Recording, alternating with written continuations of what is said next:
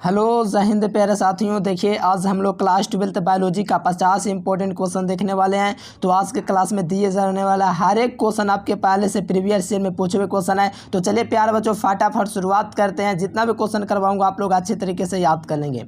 चलिए पहला number question है कि अनुवांशिक शब्द जो है किसने प्रस्तावित किया है। देखिए अनुवांशिकता का जो नियम है वो मेंडल ने दिया, लेकिन अनुवांशिक शब्द का जो प्रतिपादन किया है वो वेटसन नामक वैज्ञानिक ने किया है। ठीक है, फर्स्ट का सही जवाब होगा सी नंबर होगा, याद रखना है। देखो अनुवांशिक शब्द वेटसन ने दिया और अनुवांशिकता का नियम मेंडल ने दिया है। तो हमसे पूछा जा रहा है अनुवांशिक जो शब्द है किसने प्रस्तावित किया है, तो ये वेटसन ने किया है। तो राइट आंसर सी नंबर हो जाएगा। बिल्कुल सही सही बताएंगे, 100% आप लोग याद करते जाएंगे। देखो कौन सा पौधा जलोदवेद होता है। देखिए जलोदवेद जो पौधा होता है वो कौन होता है, ये हमसे पूछा जा रहा है। देखो जो जल में फले फूले वो कौन होता है, जलोदवेद होता है। जैसे कि सिंघाड़ा क्या होता है, ये आपका सिंघाड़ा जो होता है जल में होने वाला पौधा है, इसीलिए हम लोग इसको कहेंगे जलोदवेद पौधा। ठीक है, तो राइट आंसर क्या होगा, ए नंबर। याद करते जाएंगे जितना भी क्वेश्चन करवाएंगे। चलो अगला क्वेश्चन का आंसर है प्यार बच्चों की निम्नलिखित में से किसकी संरचना जो होती है द्विगुणित तो होती है। ठीक है, तो बताइए फटाफट द्विगुणित संरचना किसकी होती है। मेरे प्यारे साथियों यहाँ पर द्विगुणित जो संरचना होते हैं वो आपका युग्मज होता है। यानी कि युग्मा के देखिए ये गुणित होता है, लेकिन युग्मज लग गया तो समझिए वो उसकी जो संरचना हो जाएगी वो द्विगुणित हो जाएगी। ठीक है, याद रखना, बहुत ही महत्वपूर्ण क्वेश्चन है। अगला क्वेश्चन देखिए शरीर के बाहर होने वाले निषेचन को क्या कहते हैं। देखो शरीर के जब बाहर में निषेचन होता है, देखिए शरीर के बाहर में निषेचन कैसे होगा बताओ। तो जब शरीर के बाहर जब भी निषेचन होता है तो इन विट्रो, जब शरीर के अंदर होता है तो इन विवो।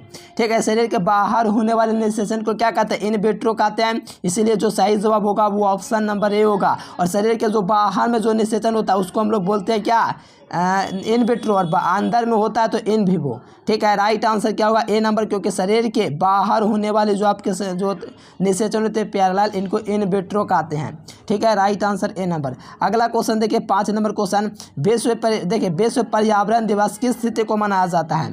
यानी कि विश्व में जो पर्यावरण दिवस है मेरे प्यारेलाल ये कब मनाया जाता है। तो विश्व पर्यावरण दिवस 5 जून को मनाया जाता है। कब मेरे प्यारे लाल, तो 5 जून को जो है ना विश्व पर्यावरण दिवस मनाया जाता है। तो राइट आंसर जो सही जवाब होगा याद रखिएगा ए नंबर होगा। यानी कि 5 जून को हर साल विश्व पर्यावरण दिवस मनाया जाता है। और 11 जुलाई को जो बार बार पूछा जाता है जो कि विश्व जनसंख्या दिवस मनाया जाता है, इसको भी थोड़ा ध्यान रखिएगा 11 जुलाई को। ठीक है, और विश्व पर्यावरण दिवस 5 जून, ऑप्शन ए। अगला क्वेश्चन देखिए 6 नंबर क्वेश्चन कि सैटोले कोशिका पाई जाती है। देखिए सैटोले जो कोशिकाएं होती है वो कहाँ पे पाई जाती है। तो सैटोले जो कोशिकाएं होते हैं मेरे प्यारेलाल ये आपका वृषण में पाया जाता है। किस में पाया जाता है, सैटोले जो कोशिकाएं होते हैं किस में पाई जाती है, तो वृषण में। ठीक है, तो राइट आंसर क्या होगा, ए नंबर ऑप्शन होगा। याद रखेगा सैटोले जो कोशिकाएं जो पाए जाते हैं मेरे प्यारेलाल, इसको याद रखना है कि वृषण में पाए जाते हैं। कौन सी कोशिकाएं, तो सैटोले कोशिकाएं। राइट आंसर क्या होगा, ए नंबर ऑप्शन। अगला क्वेश्चन, ऑपरॉन मॉडल क्या प्रदर्शित करता है। देखिए ऑपरॉन मॉडल है प्यारेलाल ये क्या प्रदर्शित करता है। तो ऑपरॉन जो मॉडल होता है प्यारेलाल ये आपका क्या प्रदर्शित करता है, तो जीन का रेगुलेशन प्रदर्शित करता है। इसमें जो होता है रेगुलेशन ऑफ जीन्स होता है, यानी कि इसमें ऑपरॉन मॉडल का काम ही होता है जीन का रेगुलेशन को प्रदर्शित करता है। ठीक है, तो राइट आंसर क्या होगा प्यारेलाल। चलिए बहुत ही बढ़िया, याद रखना जीन का रेगुलेशन प्रदर्शित करता है कौन, तो ऑपरॉन मॉडल।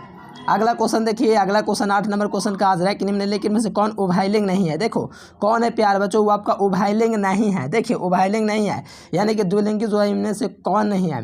ठीक है, उभयलिंग, सॉरी यहाँ पर उभयलिंग कहा जा रहा है। उभयलिंग नहीं, फीता कृमि, केंचुआ ये सब तो आपका होता ही है। ठीक है, और इन जोंक भी उभयलिंग होता ही है, लेकिन घरेलू मक्खी जो होता है कार्यकर्ता मक्खी ये कभी भी आपका उभयलिंग नहीं होता है। ठीक है, तो घरेलू मक्खी क्या हो जाएगा, राइट आंसर हो जाएगा, जो कि उभयलिंग नहीं है।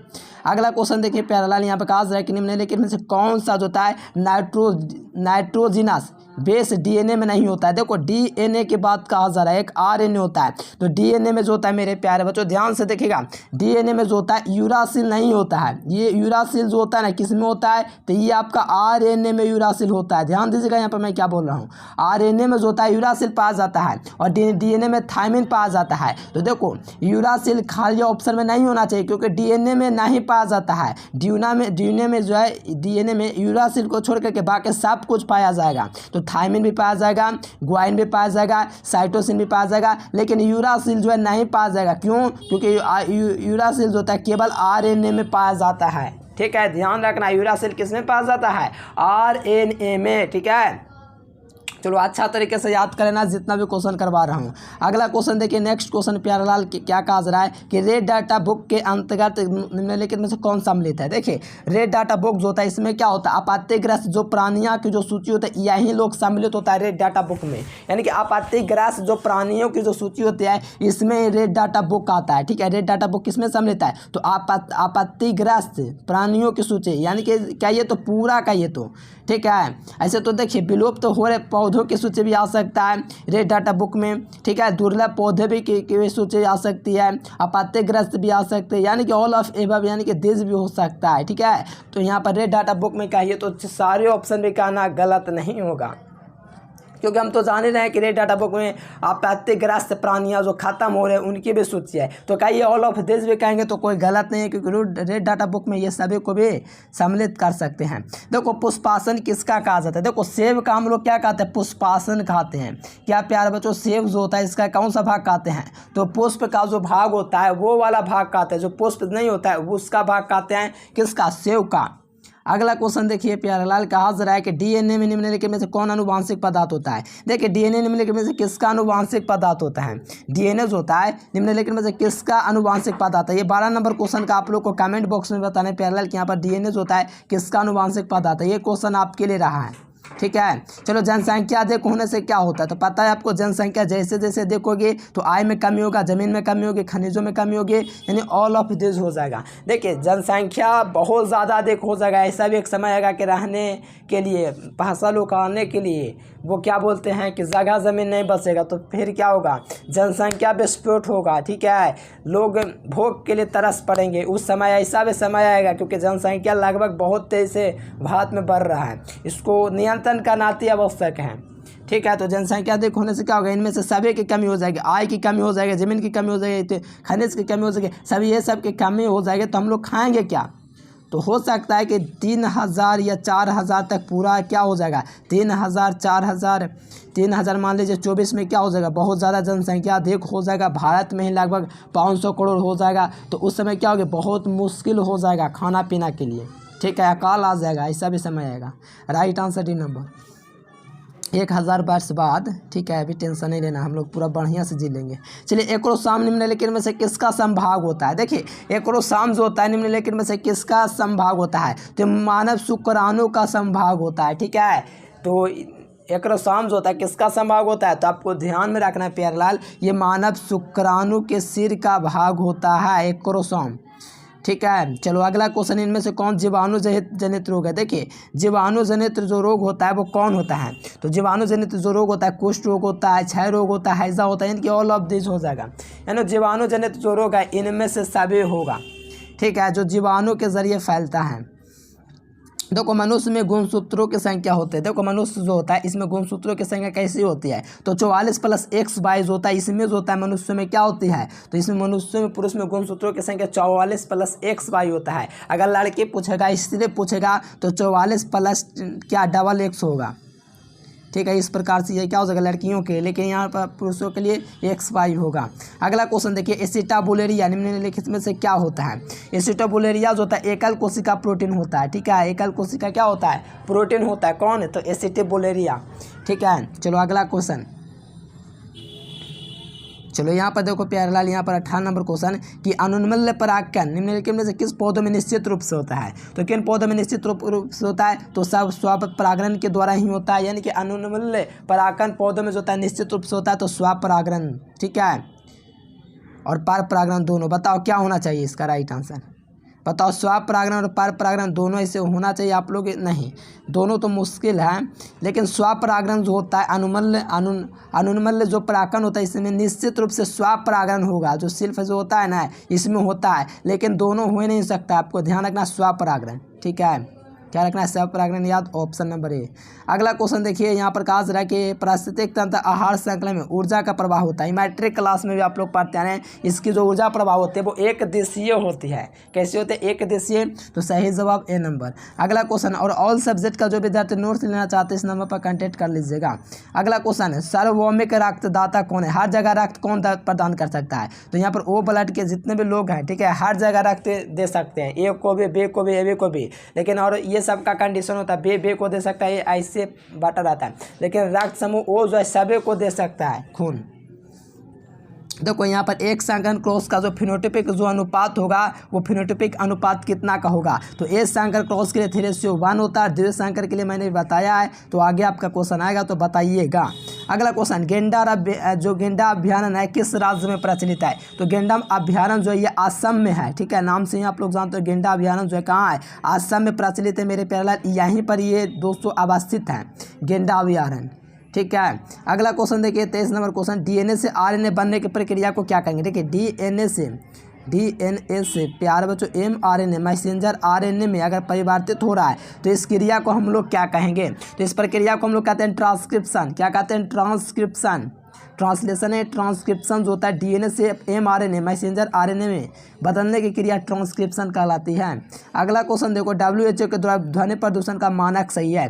देखो WHO ने कितना को जो है ध्वनि प्रदूषण का मानक सही माना है, तो 20 से 30 डेसिबल हो जा रहा है, ठीक है, ये सबसे अधिक माना गया है जो ध्वनि प्रदूषण के अंतर्गत आएगा। 20 से 30 जा रहा है, समझिए कि ध्वनि प्रदूषण फैल रहा है। और आप लोग क्रिकेट वगैरह देखने जाते हैं स्टेडियम में तो उसमें लगभग 117 तक पहुँच जाता है dB यानी कि डेसिबल, ठीक है, वहाँ पर पूरा शोर होता है, छक्का चौका लगता है तब। और यहाँ पर दोस्तों ध्वनि प्रदूषण का जो लिमिट है 20 से 30 है, समझ लीजिए, यानी कि चिल्लाना नहीं है, ठीक है, ध्वनि प्रदूषण होगा। चलिए ऑप्शन ए।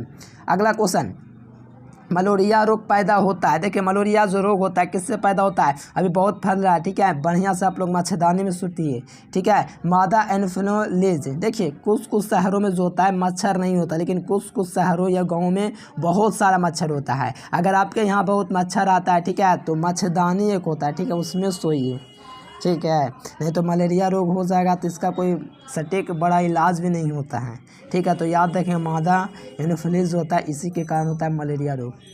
चलिए अगला क्वेश्चन देखिए 26 नंबर क्वेश्चन, किस गैर फली पौधे की जड़ पेड़ में जैविक खाद मौजूद होती है, ठीक है। तो यहाँ पर बताइए, तो आपको याद रखना है जो वेक्टर्स होता है ये गैर फली दोस्तों तो पौधे में होता है, जैविक खाद मौजूद होता है, ऑप्शन नंबर ए होगा।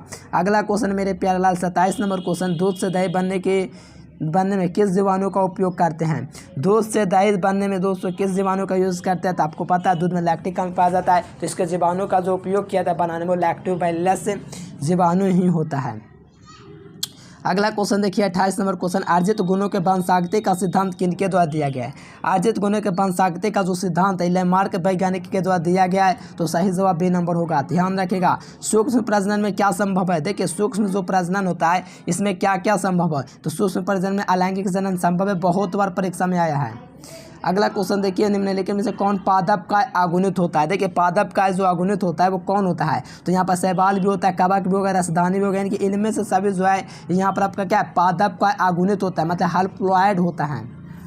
अगला क्वेश्चन देखिए, स्तनधारियों में शुक्राणु के मध्य भाग में क्या पाया जाता है, तो स्तनधारियों में शुक्राणु के मध्य भाग में माइटोकॉन्ड्रिया पाया जाता है, ठीक है, क्या पाया जाता है, माइटोकॉन्ड्रिया पाया जाता है, इसलिए सही जवाब जो होगा बी नंबर। अगला क्वेश्चन देखिए, अच्छा सी लिखा गया गलती से, बी ये होगा। देखो युग्मकों के देखो मानव 200 युग्मकों में गुणसूत्रों की संख्या कितनी होती है, तो आपको ध्यान रखना है युग्मकों में गुणसूत्रों का, अच्छा मानव के युग्म मैंने जोड़ा, हाँ तो 23 जोड़ा, ऑप्शन बी। अगला क्वेश्चन, मानव कायिक प्रवर्धन नहीं है। देखिए किसमें दोस्तों कायिक परिवर्तन नहीं होता है। देखो कायिक परिवर्तन किसमें नहीं होता है, प्रकांड में होगा, चूसक में होगा, शाखा में होगा, लेकिन चाल बीजाणु जो होता है इसमें कायिक परिवर्तन नहीं होता है। इनमें से कौन सा फल जो होता है कुट फल होता है। देखिए कुट फल क्या होता है बताओ, कुट फल जो होता है ये आपका सेव होता है। क्या होता है कुट फल जो होता है, सेव जो होता है क्या होता है कुट फल, मतलब क्या होता है इसी को फॉल्स फ्रूट कहा जाता है, असत्य फल जिसे कहते हैं, और इसका पुष्पासन कहा जाता है, असत्य फल जिसे हम लोग बोलते हैं, ठीक है, ध्यान में रखिएगा। कुट फल जो होगा यहाँ पर सेव होगा, असत्य फल। अगला क्वेश्चन, निम्नलिखित में से कौन एकलिंगी है, तो एकलिंगी में आपको पता है पपीता होता है, एकलिंगी क्या होता है, एकलिंगी कौन होता है, पपीता। अगला क्वेश्चन देखिए, एंटोमोफिली नामक प्राकन किसके द्वारा होता है। एंटोमोफिली जो प्राकन होता है वो किसके द्वारा होता है, कीड़ा के द्वारा होता है। किसके द्वारा होता है, कीड़ा के द्वारा होता है। एंटोमोफिली जो होता है, देखो पूरा चीज़ मैंने बतला रखा है, एंटोमोफिली यहाँ पर है, ठीक है, ध्यान दो यहाँ पर नाम को, एंटोमोफिली है। एक और मैंने बताया मेरे प्यारे लाल जो कि कीटों के लिए होता है, लेकिन यहाँ पर कीड़ा के लिए जो होता है एंटोमोफिली होगा, ध्यान में रखिएगा। अगला क्वेश्चन, प्रत्येक पादप कोशिका से पादप कोश पूर्ण कोशिका बन जाता है, इसी को टोटोपोटेंसी कहा गया है, टोटोपोटेंसी, ठीक है। अगला क्वेश्चन देखिए, निषेचन क्या है? निषेचन क्या चीज में काम आता है बताओ? निषेचन जो होता है क्या होता है? निषेचन जो होता है अंडे तथा नर का न्यूक्लियस का एक संयोजन होता है, यही निषेचन होता है। अगला क्वेश्चन, कौन जंतु कोशिका में नहीं पाया जाता है? देखो जंतु कोशिका में क्या नहीं पाया जाएगा, तो क्लोरोप्लास्ट जो होगा जंतु कोशिका में नहीं होगा। अगला क्वेश्चन देखिए, यहाँ पर कहा जा रहा है कि किस जनन तत्व से परत से रक्त तथा परिवहन का उद्भव होता है? किस जनन परत से प्यारे बच्चों यहाँ पर रक्त तथा परिवहन का उद्भव होता है? तो ये जो होता है मेसोडर्म से होता है। किससे होता है? मेसोडर्म से। तो राइट आंसर बी नंबर।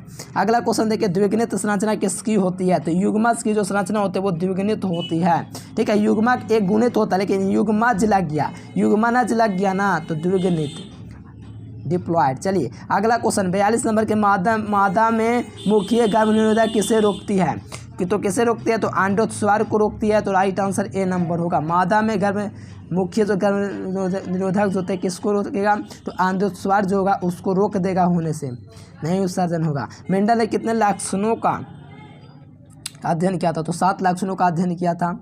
अगला क्वेश्चन जो कि प्रथम अनुवांशिक के पिता कौन थे? प्रथम अनुवांशिकी के पिता हमारे ग्रेगर जॉन मेंडल, जिनका जन्म 1800 कितना में हुआ था? जानते हो ना, कमेंट करना।